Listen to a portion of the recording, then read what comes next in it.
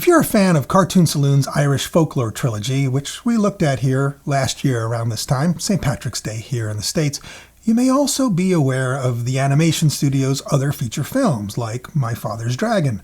Or, if you've been a parent at just the right time, there's also Puffin Rock and the New Friends, which my daughter literally aged out of while waiting for a U.S. release date. We're still waiting. But there's another film that does not scream Ireland in their filmography, and many U.S. viewers are less likely to have seen it, and that's The Breadwinner. And you might think this story of an 11-year-old girl growing up in Afghanistan, in Kabul, in the months leading up to the invasion after 9/11, is an odd fit for the same studio that makes Puffin Rock. But when you look at it closer, it makes a little more sense, and we'll get to that. But first, what needs to be said is The Breadwinner is a terrific animated movie, on par with any of Cartoon Saloon's other films. It's a little more mature. I mean, it tells a story about a time and place where it's illegal for girls to become educated or literally to show their face in public, with consequences that can be violent. It's hard for our Western mindset to wrestle with a story that takes place in that culture. It's maybe easiest for us to pretend it just doesn't exist. I mean, who wants to come up to speed with the politics surrounding such a complicated area of the world just to follow along with a so-called kids movie? But if you take anything away from this review before clicking away, because most people click away in the first 30 seconds, let it be this. You don't need to know anything about Afghanistan or world politics to watch and to love this movie. Everything you need to know to appreciate it is contained in the movie organically. All you need to have is a heart and a love of a good story. If afterward you want to know more about that part of the world, then go look it up, like I did. But going in, you're good.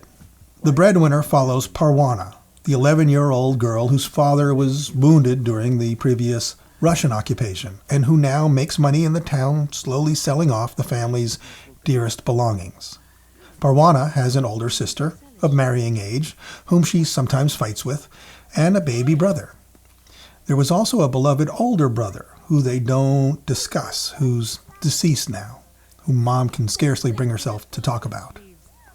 Dad stands up to a young fanatic in the growing Taliban in defense of Parvana one day, and for this, the thugs later come to their home and kidnap him, taking him to prison for the crimes of having books, educating Parvana, and just talking back.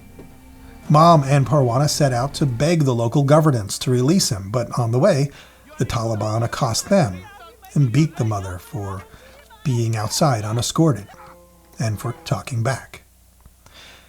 Once at home, Parvana can barely find a safe moment to fetch water from the communal well without being punished for being outside alone. The local merchants won't sell them food for fear of being arrested for dealing with unescorted women in defiance of the law. So Parvana, seeing her family on the brink of starvation, makes the desperate choice to cut her hair and don the clothing of her deceased brother, posing as a boy to go outside and provide for them. She shops, she sells their belongings in town, and she explores freely now, unbothered because of the change in her appearance. She also can sell her services as a literate person, and one day meets an illiterate man, Razak, who's received an important letter which he'll pay her to read for him. The letter tells of the death of his wife, and grief-stricken, he wanders away without paying. Then she meets another young boy doing odd jobs, who seems strangely familiar. And this is because he is also a girl, Shasia, an old classmate, in fact, from before education was criminalized. And she, too, had the idea to pose as a boy to survive. Together, they roam, explore, find odd jobs, and unfortunately run into the Taliban group, who abducted Parvana's father, the young fanatic, first mistreating them because they're smaller and weaker, then recognizing Parvana. He chases the two, intent on arresting and then on killing them, and they barely escape into a ruin that Shasia has hidden in before. The fanatic is called away by his peers, who inform him that war is coming now, and he'll be able to kill all their enemies soon enough and prove his manhood. That moment is interesting because from the look on his face, when he realizes that he's not just free to bully his own people because he joined the Taliban, now he's also going to be expected to fight real soldiers, and quite probably be used as the proverbial cannon fodder for those manipulating him. And the fear, just for a moment, that crosses his face as they drive away, almost evokes sympathy, despite his own vile acts being the impetus for all the tragedy in the film. We see it's fear. Fear is the monster. Fear of being seen as weak, fear of being seen as less, and to overcome that, some people will do horrible things, even to their own people, because when fear is great enough and is harnessed in dark but ingenious ways, in organized ways, suddenly fear overcomes humanity. And we see time and again, it's humanity that is primarily what's curtailed here. It's what has become outlawed. And holding on to our humanity is something we can do through stories sometimes. It's why the morals of our stories are called that. And it's why Parvana's father taught her mainly through rich stories of their history. Now, if you're here because of the Irish Folklore Trilogy, there's a similar theme here about the tragedy of losing our identity by losing the stories and oral histories of a culture. The first thing thugs take away is the privilege of education and of identity. Whether you're stopping slaves from reading in the South, or girls from reading under the Taliban, or banning books from schools. So take that universality of the importance of story from that and watch this movie. Okay. One day, Parvana's mom announces that she's written to a distant cousin, begging for help, offering the older sister in marriage, and they've responded to expect a mail from their family to arrive in a few days to rescue them from Kabul, the town where they live. Parvana has also been to the prison to bribe the guards to release their dad, this time dressed as a boy, but has only been beaten and sent away again so far. But she won't give up. She saves more money for an even bigger bribe. And then Razak, the man who hired her to read his letter, returns to thank her.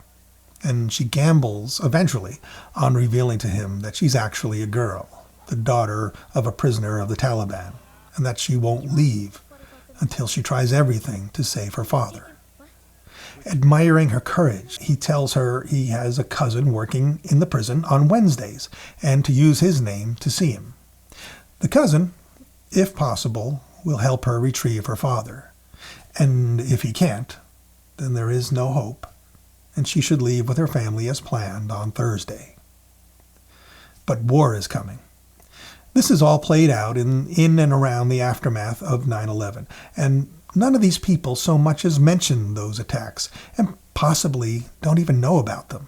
Of course, the cousin sent from afar to collect Parvana's family, fearing war now at any moment, arrives a day early, and being another seeming fanatic, orders the mother and the betrothed daughter and the toddler brother to abandon Parvana and any notion of rescuing the dad. He forces them to leave, but then the car breaks down, delaying them a bit. Parvana arrives at the prison, asks for Razak's cousin, but finds the prison now overrun with Taliban, including Razak himself, telling her they've been sent to conscript every prisoner who is able-bodied enough to fight, and to execute everyone who can't, including people like her father. He tells her she must go while she still can, or she'll either be found out, or after nightfall, the war will start, and we sense places like this will be bombed. But she won't go. She pleads with him to find her dad, and finally he agrees. Her father is rotting away in a cell, near death, but Razak finds him and tries to carry him out of the prison. A Taliban guard stops him, and Razak pretends to be removing the dead. The guard has his doubts. Shots are fired, and Razak is wounded, but picks up the father again. Parvana, meanwhile, witnesses the execution of the other weak prisoners and hides herself. Now, throughout the film, she's been telling herself and others a story about a young, brave boy who rescues his people from the wrath of a furious elephant god. And traumatized now, she finishes the story of that boy. In her mind, because of his courage and innocence, he becomes her lost older brother. And now we find out what happened to him. During the earlier war, he found a toy in the road. And based on their ages, we understand it's likely he intended to bring it home for his baby sister, for Parvana. But the toy hit a bomb, and he was killed. I didn't exactly follow logically why this sad event gave the boy in her story the power to diffuse the fury of this elephant god and give Parvana the strength to carry on, except it felt right in the film. It felt, maybe tragically, that both children, because of the unending wars they've been made to grow up with, and the constant tragedies and violence that this ultimate image, the pure evil of a deadly child's toy, pushes them to a breaking point, a transformative point where they no longer fear death. They can't afford their fear anymore. So the elephant god, the embodiment and the agent of fear, no longer has power over them.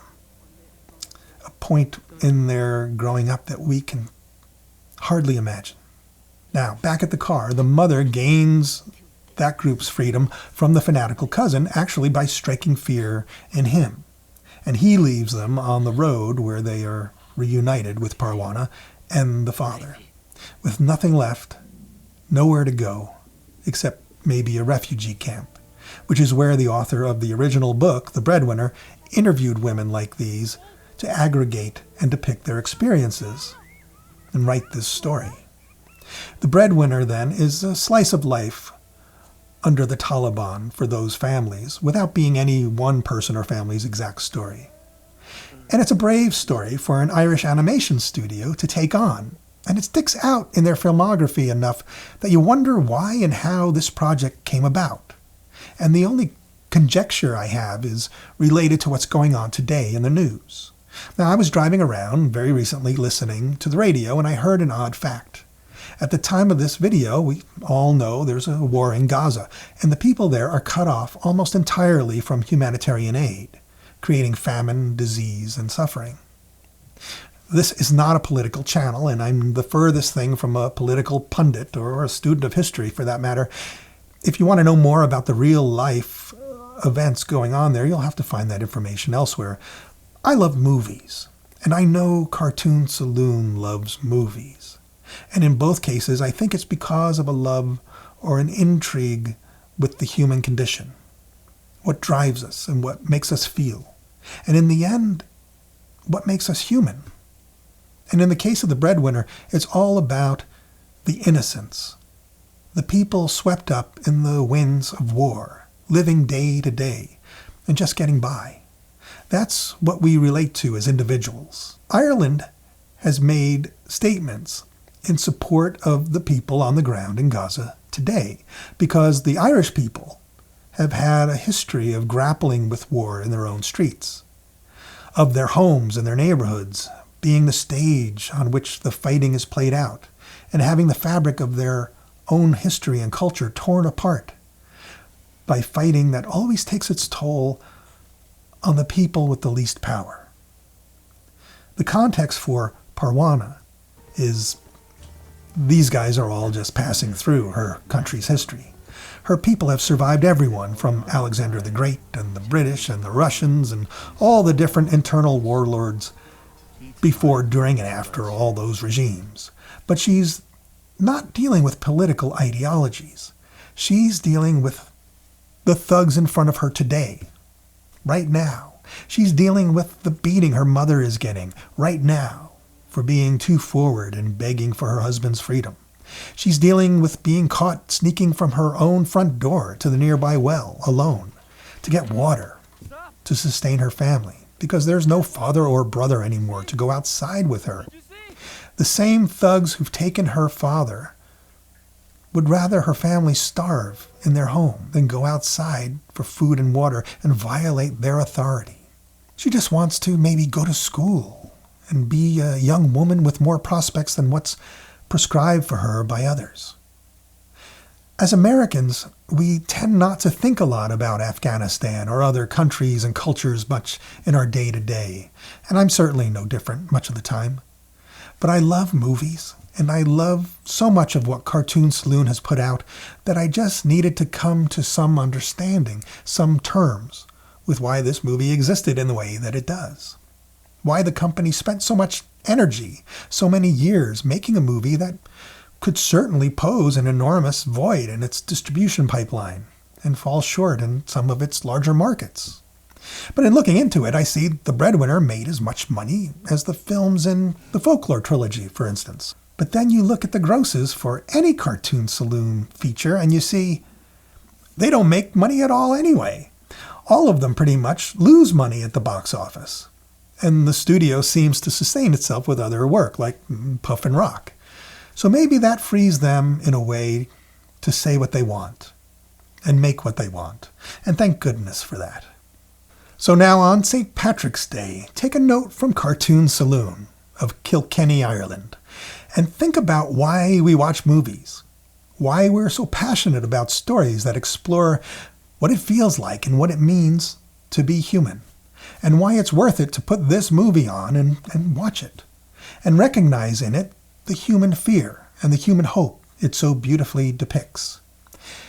And spare a moment in your celebration this year to recognize that spark in other people, some of whom maybe don't look like you, but who are caught up in big events that shape their world despite them. And if you're the father of a daughter and you believe in her right to happiness, watch this movie. Maybe not with her. The suggested age is 11 and above, but watch it. And get angry and get sad that there's still so big a push in our world to rob her of some of what you and I take for granted. And on one last note, I racked my brain trying to place why the character Parvana, though she's a very simply rendered character, still seemed so familiar to me, and why that might have been on purpose and subliminal.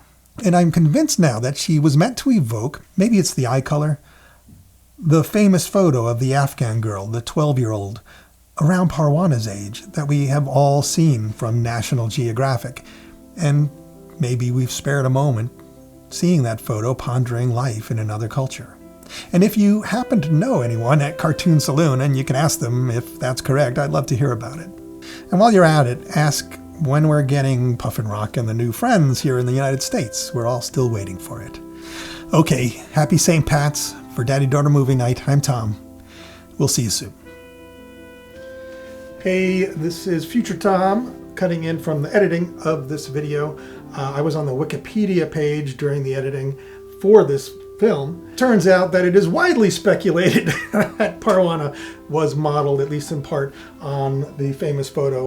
So I'm not as bright as I thought, but there you have it. Perhaps just a little more than a coincidence and a little less than a fact. So I just wanted to save you the trouble of looking it up because everyone thinks the same thing. You can buy me a coffee still. Links down below if you are interested in supporting this channel.